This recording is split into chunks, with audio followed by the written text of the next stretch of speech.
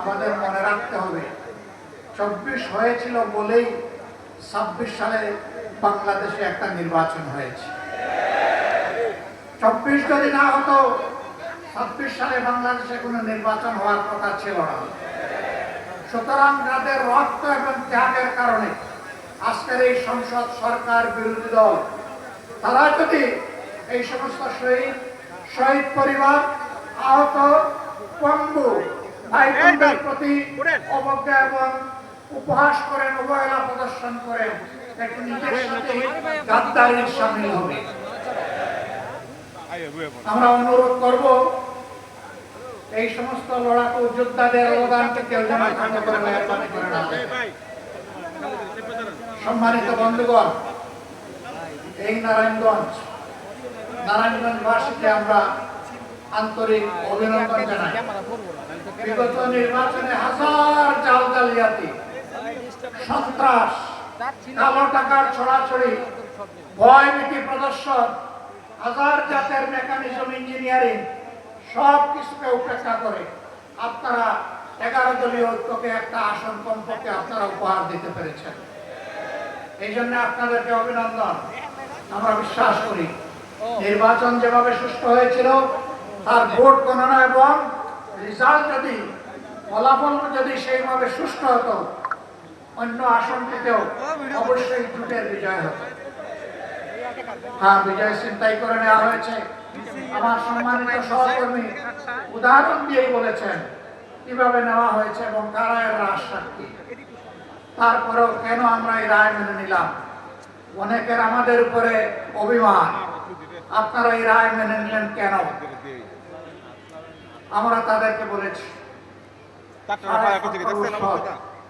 দেশ ছিল স্বৈর শাসনের কবলে। এরপরে একটা নির্বাচন হয়েছে। নির্বাচনে তো জনগণ ভোট দিয়েছে। নির্বাচনের আগে তো বাসে, গাড়িতে, লঞ্চে, রাস্তাঘাটে, রাজপথে সব জায়গায় একই আওয়াজ উঠেছিল, দাঁড়িপাল্লা, দাঁড়িপাল্লা।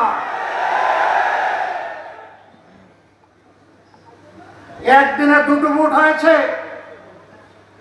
একটি সংসদ সদস্য হিসাবে নির্বাচনের ভোট, আর একটি সংস্কার পরিষদের সদস্য হিসাবে গণভোট।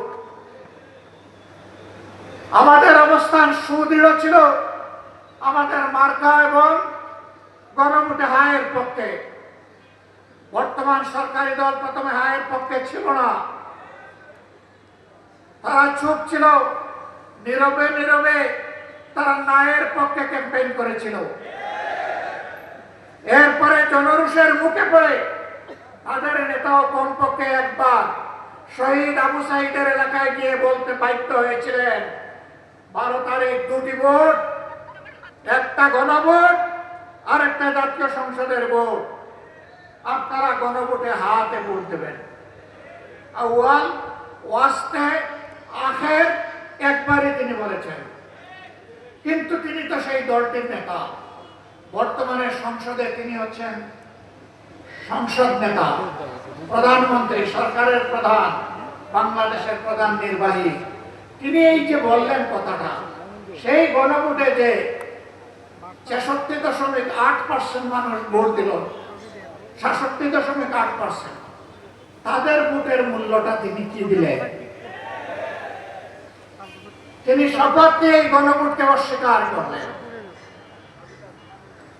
তার সহকর্মী যাকে বলা হয় তিনি সর্বমন্ত্রী, সব মন্ত্রণালয়ে তিনি আজানও দেন, একামতও দেন, মাঝে মাঝে তিনি সংসদে ফতোয়াও দেন। তিনি বলেছেন নির্বাচনটা যাতে হয়ে যায় এই জন্য আমরা এগুলা বলেছিলাম। লজ্জা! একটা সংগঠনের শীর্ষ জায়গা থেকে যদি জনগণকে এইভাবে ধোঁকা দেওয়া হয়, তাহলে রাজনীতি এবং রাজনীতিবিদদের প্রতি মানুষের আস্থা থাকবে কেন? মানুষ কেন রাজনীতি এবং রাজনীতিবিদদেরকে বিশ্বাস করবে? আমরা ওই রাজনীতি করি নাই, আমরা ওই রাজনীতি করব না।